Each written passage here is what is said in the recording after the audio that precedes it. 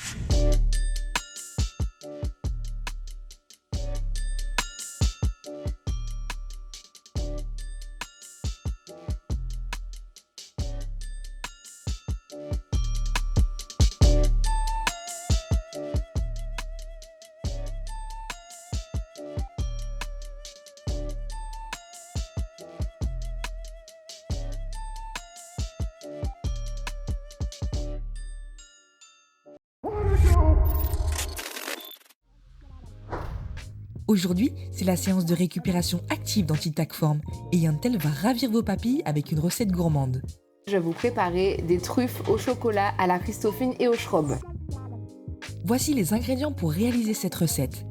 200 g de chocolat noir, de la crème de riz, une petite Christophine, 5 à 6 cuillères à soupe de farine de manioc, de l'essence de vanille et de la vanille en poudre, de la cannelle, un zeste de citron vert, du gingembre, de la noix de coco râpée, 50 g de sucre de fleur de coco, de l'essence d'amande amère, de la muscade, du pralin, de la pistache torréfiée, de la pâte à tartiner et du schrob. Maintenant que nous avons les composants de cette recette, nous pouvons commencer. On va commencer par faire fondre notre chocolat avec de la crème de riz.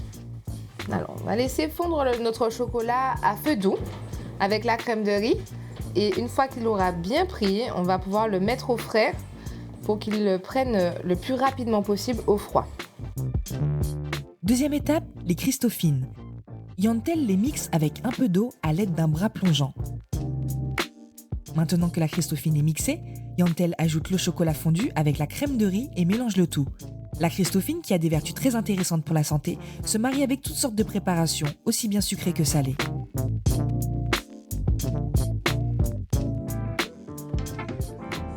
Mon mélange chocolat, Christophine, crème de riz est prêt. Maintenant, je vais pouvoir l'assaisonner.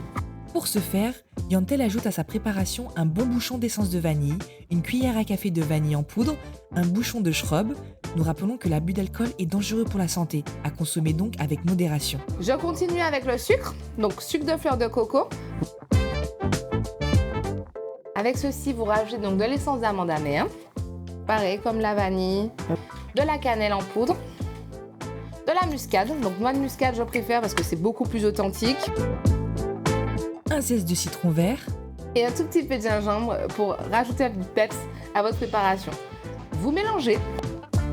Je vais rajouter une cuillère à soupe de pâte à tartiner.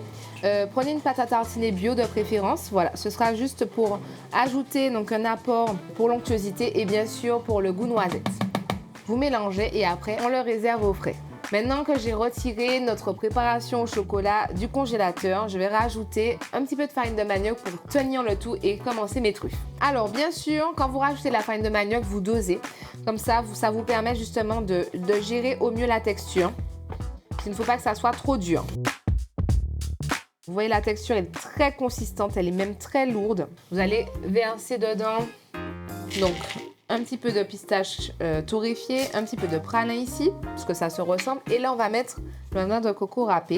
Et vous allez voir, on va rouler les boules dedans. Donc, vous prenez à la main et vous roulez comme si vous faisiez des boules de pâte à modeler.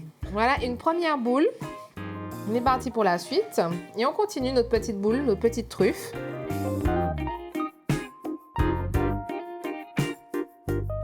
Et on continue et on réitère l'opération plusieurs fois jusqu'à ce que vous terminiez votre préparation. Ça y est, Yantel a terminé son dressage. Elle nous parle maintenant des bienfaits de cette recette.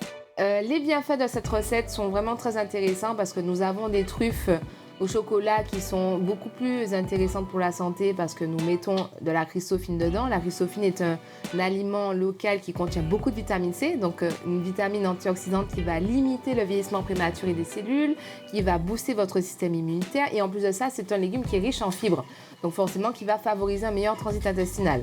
Le chocolat, aliment anti-stress par excellence, bourré de magnésium, donc très bon pour la contraction et la relaxation musculaire, mais aussi qui va favoriser la sécrétion de sérotonine et d'ocytocine, donc toutes les hormones du bonheur. On va rajouter également nos petites graines oléagineuses qu'on retrouve dans le pralin comme l'amande et la noisette, également dans l'épissage et la noix de coco râpée qui vont nous apporter des protéines, des fibres, également beaucoup de vitamine E, vitamine antioxydante également qui va renforcer le pouvoir de régénération des cellules.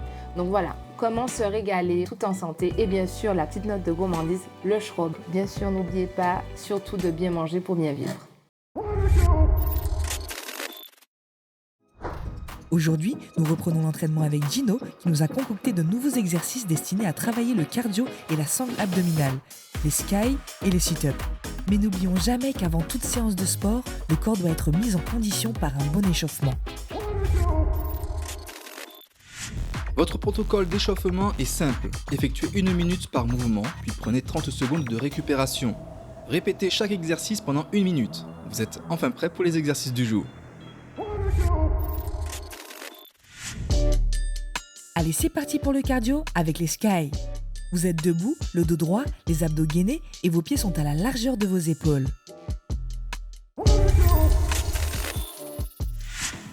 Voici les consignes pour les sportifs débutants.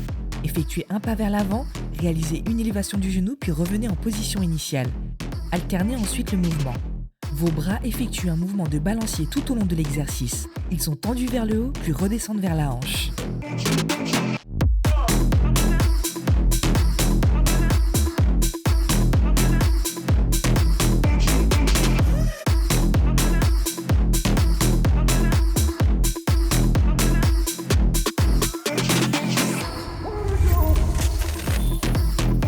Voici maintenant les consignes pour les sportifs intermédiaires et experts.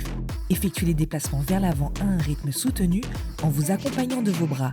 Vos jambes sont légèrement fléchies. Gardez bien le dos droit et les abdos bien gainés.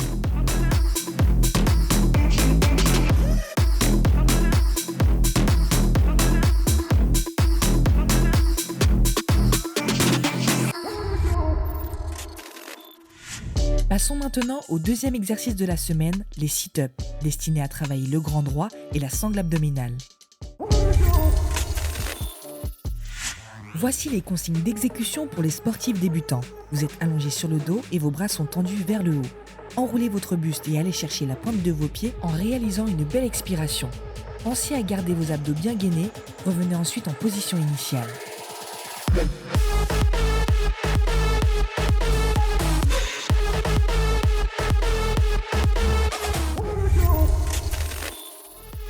Si vous êtes sportif intermédiaire ou expert, vous débutez l'exercice en position yogi, pieds joints, avec vos genoux les plus écartés possibles. Une fois bien positionné, effectuez une élévation du buste en allant chercher le ciel, puis revenez en position initiale en déroulant votre dos vers le sol.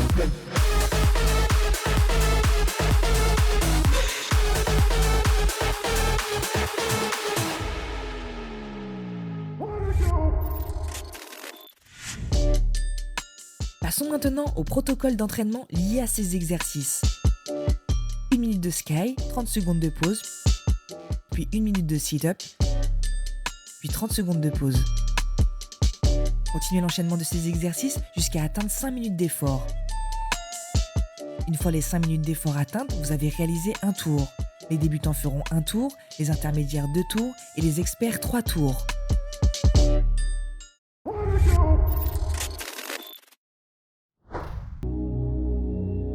Bienvenue dans ce nouvel épisode de Tic Tac Form, l'émission qui prend soin de vous au quotidien. Aujourd'hui, nous retrouvons notre maître yoga, Shiva Priya, pour réaliser la posture de langue étirée sur le côté, en sanskrit Utthita Parsvakonasana. Comme à l'accoutumée, chaque séance de yoga débute par un exercice de respiration pour se recentrer et préparer le corps à réaliser la posture.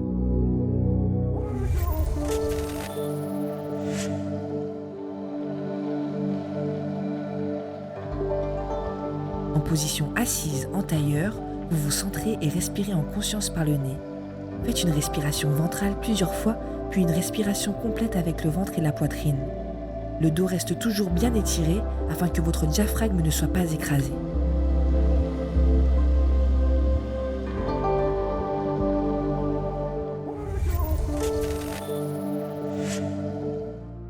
Cette posture améliore la flexibilité de la colonne vertébrale, tonifie la colonne vertébrale, ouvre et étire les muscles latéraux du corps, étire les muscles de l'arrière des cuisses et augmente la stabilité des jambes. Utthita Parsvakonasana est une posture simple mais demande une grande souplesse au niveau des hanches, des chevilles, des genoux et des épaules.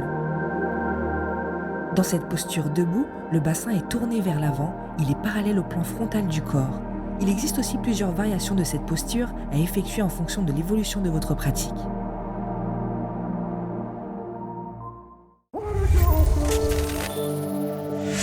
Les yogis débutants procéderont ainsi. Depuis la posture Tadasana, la montagne, position debout, dos bien droit, épaules légèrement en arrière, bras le long du corps, inspirez, lancez votre jambe droite vers la droite et faites un grand écartement entre vos pieds d'environ 1,30 m. Tournez votre pied droit de 90 degrés sur la droite et alignez-le avec le tapis. Votre pied gauche est légèrement rentré à l'intérieur de quelques degrés. Expirez et venez plier votre genou droit à 90 degrés. Votre tibia doit être parfaitement perpendiculaire au sol et votre cuisse parallèle au sol. Inclinez votre buste vers le bas en maintenant votre hanche gauche ouverte vers le ciel et ramenez votre bras droit vers l'arrière au niveau de votre dos. Dans le même temps, tendez votre bras et votre main gauche vers l'avant, la paume de la main gauche fait face au sol. Ceci constitue la première variation débutante d'Utthita Parsvakonasana.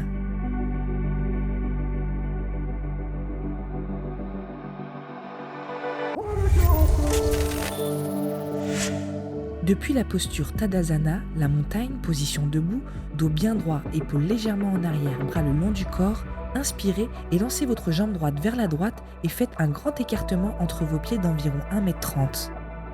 Tournez votre pied droit de 90 degrés sur la droite et alignez-le avec le tapis. Votre pied gauche est légèrement rentré à l'intérieur de quelques degrés. Expirez et venez plier votre genou droit à 90 degrés. Votre tibia doit être parfaitement perpendiculaire au sol et votre cuisse parallèle au sol. Inclinez votre buste vers le bas en maintenant votre hanche gauche ouverte vers le ciel et posez votre coude droit sur votre genou droit. Maintenez votre main droite relâchée. Dans le même temps, tendez votre bras et votre main gauche vers l'avant en maintenant ouvert votre buste vers le ciel. La paume de la main gauche fait face au sol. Ceci constitue la variation intermédiaire d'Utthita Parsvakonasana.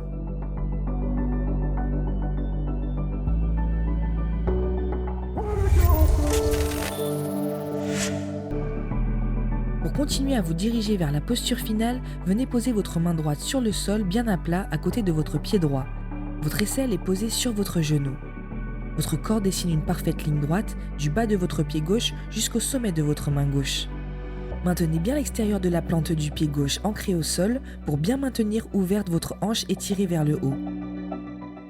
Maintenez bien votre bras gauche décollé de votre oreille gauche, le regard toujours posé sur le bout des doigts de la main gauche. Vous êtes en position finale d'Utthita Parsvakonasana.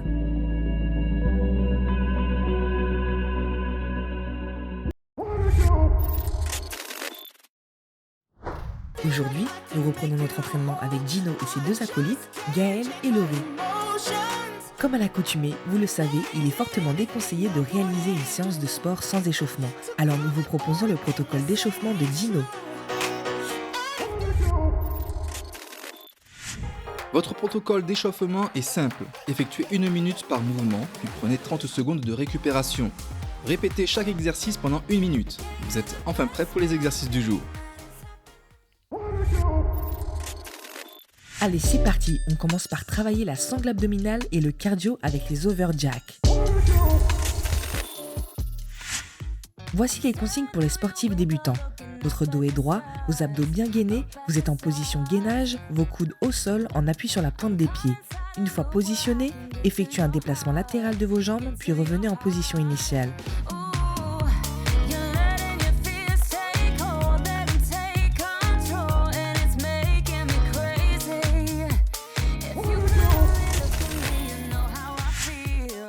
Vous êtes sportif intermédiaire ? Vous débutez l'exercice en position planche, les bras tendus, le dos droit, les abdos gainés et en appui sur la pointe des pieds. Effectuez un déplacement latéral et simultané, c'est-à-dire les deux jambes en même temps, puis revenez en position initiale.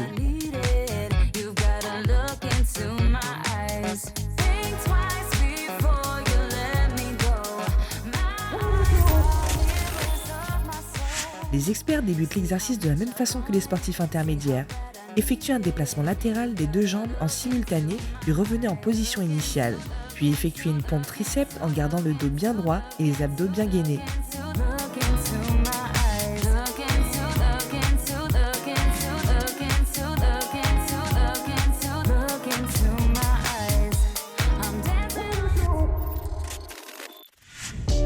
Passons maintenant au 6e exercice de la semaine, les squat lunge latérales destinés à travailler les cuisses et les fessiers.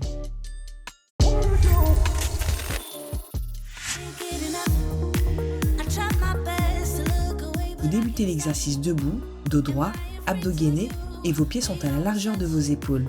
Une fois bien positionnés, effectuez un squat en poussant les fessiers suffisamment vers l'arrière pour avoir le poids du corps sur vos talons. Revenez en position initiale, puis effectuez une fente latérale en poussant également les fessiers vers l'arrière, le poids du corps de nouveau sur les talons. Revenez en position initiale et effectuez à nouveau un squat puis alternez le mouvement.